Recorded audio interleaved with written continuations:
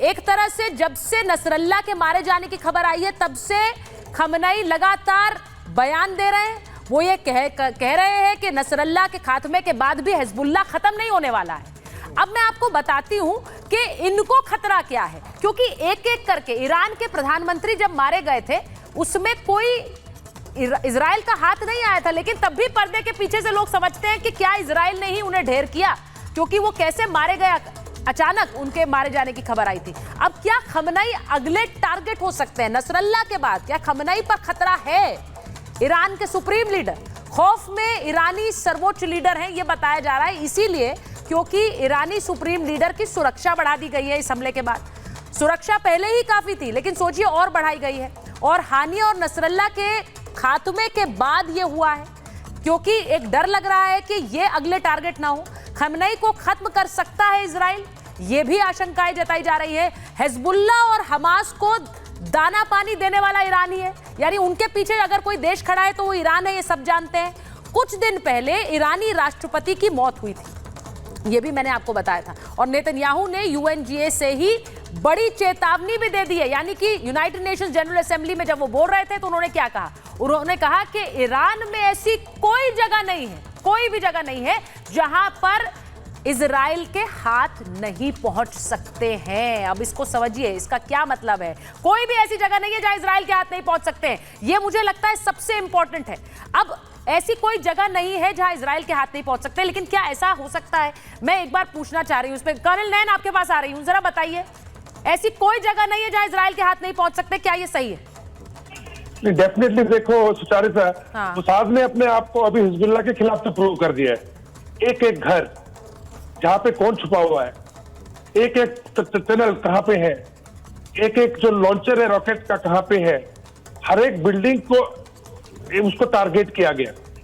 अब रही बात ईरान के जो पुराने ओल्ड प्रेसिडेंट रहे हैं, प्रीवियस वाले खुमैनी, देखिए इनके जो इनकी उम्र अभी 90 से ऊपर हो चुकी है, और सुचारिता इन्होंने अपना एक रईसी जो है ना, वो भी कट्टरपंथी था, उसको तैयार करना शुरू किया था।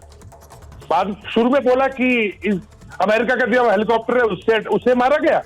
बाद में अभी थोड़े दिनों पहले बोलना शुरू किया कि उसमें भी पेजर बॉम्ब था, यानी मुसाद वहां भी पहुंच रखा था।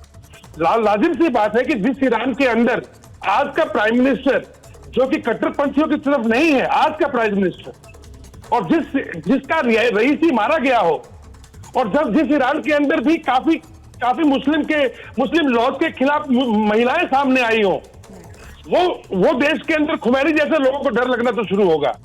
रही बात खुमैनी के लोगों को बुलाने की, आज किसको बुलाना चाहते हैं? को 8 साल हो गए हैं। प्रधानमंत्री मोदी ने क्या कहा है, जरा चला दीजिए एक बार अनिल, क्योंकि प्रधानमंत्री नरेंद्र मोदी ने आज सर्जिकल स्ट्राइक पर बड़ा संदेश दिया, और वो सीधे कह रहे थे कि घर में घुसकर हमने मारा है। ये वाला संदेश जो है, मैं एक बार एम्बेसडर वोरा के पास जा रही हूं। एम्बेसडर वोरा, आपको लगता है कि ये संदेश बहुत इंपॉर्टेंट है, और किसी भी देश के लिए ये इंपॉर्टेंट है कि हम अपने दुश्मनों को स्पेयर नहीं करते हैं, उन्हें छोड़ेंगे नहीं? आरजू जी यहां बैठी हुई हैं, मैं सर्जिकल स्ट्राइक को लेकर बहुत डिस्कशंस हुए हैं, लेकिन छोड़ेंगे नहीं, वो दुश्मन कहीं भी हो।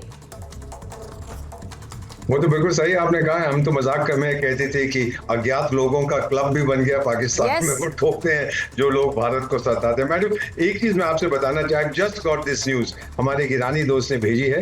ईरानियन मीडिया ने, स्टेट मीडिया ने रिपोर्ट किया है कि रेवोल्यूशनरी गार्ड्स के डेप्यूटी कमांडर निलफोरुशान, उनको मार दिया है इसराइल ने। कहाँ मारा है? बेरूत में।